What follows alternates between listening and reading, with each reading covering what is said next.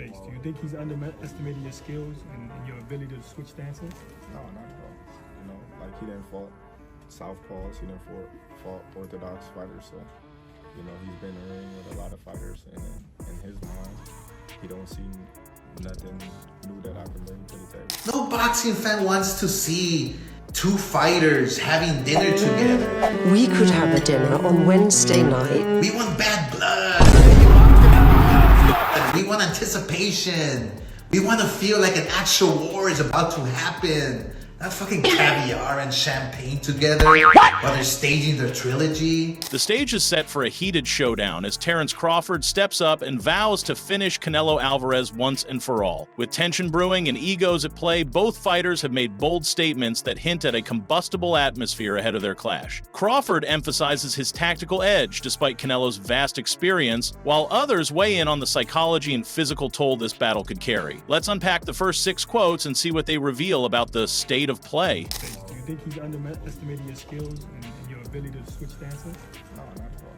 You know, like he didn't fought southpaws, he didn't fought orthodox fighters, so you know he's been in the ring with a lot of fighters, and in his mind, he don't see nothing new that I can bring to the table. Crawford begins by addressing the perception that Canelo might be overlooking him due to a perceived lack of variety in his competition, specifically the absence of southpaws or elite orthodox fighters. Crawford's point is that Canelo's experience, no matter how extensive, doesn't necessarily cover every dimension of his game. The implied undercurrent is that Crawford brings something different, perhaps angles, footwork, or a nuanced style that Canelo hasn't fully encountered. It's a subtle jab reminding viewers that styles make fights and book smarts don't always outmatch ring IQ and adaptability. So the ridiculous promotion of Canelo Crawford has given me lots of good ammunition.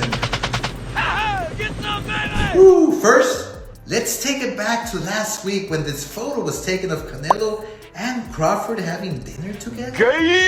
Like they're best friends. I love you, man. They're buddies, like they were family. Oscar De La Hoya couldn't resist commenting on the bizarre sight of Canelo and Crawford enjoying dinner together during fight week. For boxing purists, promotional calm and cordial dinners feel more like staged PR than authentic rivalry. De La Hoya voiced what many fans feel: we crave genuine tension, not fine dining between opponents. His critique underlines the tension in boxing today: brand building versus raw combat drama. Even as fighters cultivate mutual respect, fans still yearn for palpable hostility when they step into the cage. No boxing fan wants to see two fighters having dinner together. We could have a dinner on Wednesday night. We want bad blood. We want anticipation. We want to feel like an actual war is about to happen. Not fucking caviar and champagne together while they're staging their trilogy. Continuing his critique, De La Hoya expressed frustration at the promotional niceties: caviar, champagne, polite conversation, when the true spirit of fight week demands intensity, suspense, and maybe even animosity. In his view, the tension should be visible, the stakes emotionally charged. This statement reminds viewers that despite the glitz and glam of modern boxing, the sport still thrives on narrative friction, authenticity, rivalry, and anticipation fuel interest far more than stage pleasantries ever will. I don't know. I just think, you know, sometimes some fighters, you know, they fight to their level of competition. And, you know, I think he's definitely more experienced, more well-rounded, given the experience that he had in Floyd Mayweather. Crawford humbly acknowledges Canelo's well-rounded and seasoned skill set, especially recalling his experience against Floyd Mayweather. Instead of bluffing or trash-talking, Crawford offers a level of respect and realism. He recognizes where Canelo excels while implying confidence in his own ability to match up. This balance of respect and self-belief builds a compelling narrative. Crawford isn't afraid, but he's not blind either. He respects Canelo's pedigree and frames himself as the calculated challenger ready to rise. Michael, it's not a big fight unless you're announcing it. Canelo versus Crawford. How do you see that one going? I think it's going to be a close and interesting fight.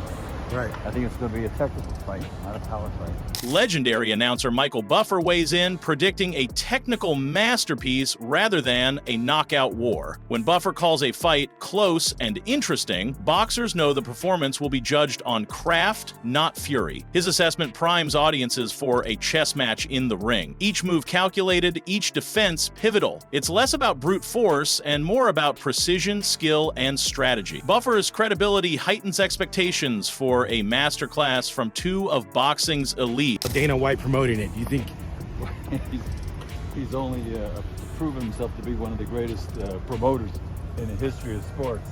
so? He's good, pretty good deal. He's good for boxing. Oh yeah, he'll know what to do. Because some people like De La Hoya have been a little critical of him, but he has the Michael Buffer approval, obviously. For sure. You're the man. Thank you. Buffer moves beyond fighters to praise Dana White's promotional role. By celebrating White as one of the greatest sports promoters in history, Buffer lends credibility to this event's setup and marketing. In a fight where tension is supposed to sell tickets, White's seal of approval assures fans that we're getting a showcase built on both spectacle and substance. It's a reminder that promotion matters just as much as performance, and that the business mechanics behind the fight matter just as much as the blood and sweat in the ring. In the back of my mind, how I just can't get over how bad he was against Skull. Then Rafael kicks things off by recalling Canelo's underwhelming performance against William Skull. While most chalked it up to an unfavorable style matchup, Rafael goes a step further. He implies that Canelo may simply not be the same fighter anymore. This is critical because style alone doesn't explain fatigue, lack of urgency, or diminished output. Rafael suggests the issue isn't strategic, it's physiological. With all the mileage on Canelo's body, the signs of a slow decline may already be visible. That raises questions about how he'll deal with Crawford's pace and timing. Convinced that it was just a bad style. I think that he's just to the point after, all these years of being a professional since he's like, 15, 16 years old, that takes a toll, man. It's all the sparring, it's all the fights, it's the wear and tear on your body.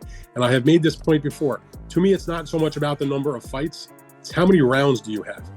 Rafael doesn't stop there. He builds on the previous argument by zooming out to Canelo's entire professional journey. Starting his pro career at around 15 or 16 years old, Canelo's career longevity becomes a double-edged sword. While the experience is invaluable, the physical toll is equally real. Rafael points out something many overlook. Sparring, not just official fights, adds invisible wear and tear. And in boxing, cumulative damage is the silent killer. The number of years spent absorbing blows starts to matter far more than most fans realize.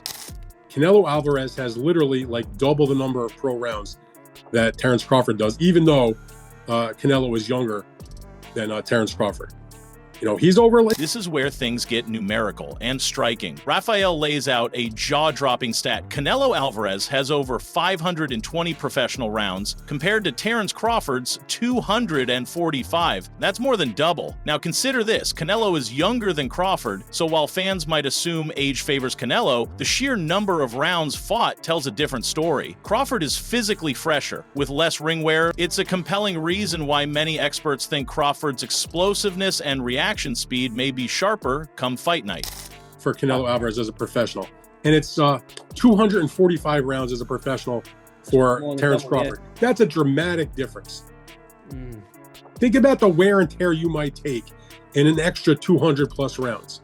And it's not. Rafael drives his point home even harder. He emphasizes that these rounds weren't fought against nobodies. Canelo's resume includes world champions and elite contenders back to back. That level of opposition ensures that every one of those 520 rounds came with high stakes and high punishment. There's no coasting. And this doesn't just build experience, it also chips away at resilience. It poses the question, will Canelo's body answer the bell in the same way it used to, or will Crawford's fresher engine give him the edge? Like Canelo's fighting guys who can't fight.